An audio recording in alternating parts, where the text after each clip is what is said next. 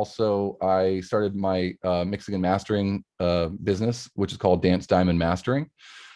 And when I realized I wanted to do that, I had to kind of redo my website. My website was horribly outdated, like just needed so much work.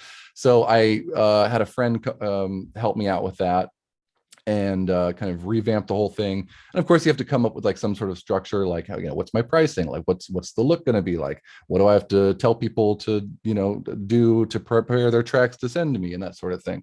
And so I got all that kind of nailed down, and I because I'm in the scene here, I've got a lot of friends who make music, and starting out with like a mixing and mastering company, I mean, that's really what you want. You want to be kind of surrounded by musicians, right?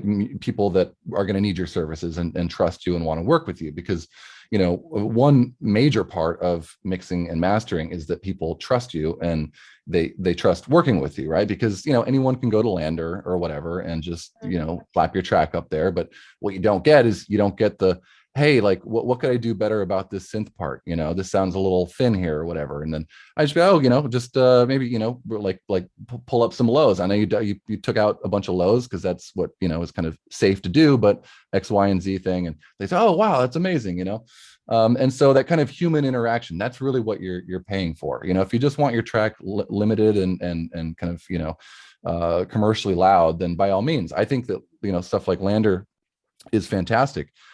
Because what you can do is you can make a track, you can throw it up in Lander, pay whatever $5 or and get your track, and then throw it in the car, and you can listen to it and kind of get a idea for what you want, like what you need to do to make changes and that sort of thing, how it sounds when it's that loud. But with Lander, you're not getting the rest of the stuff. You're not getting the rest of the experience.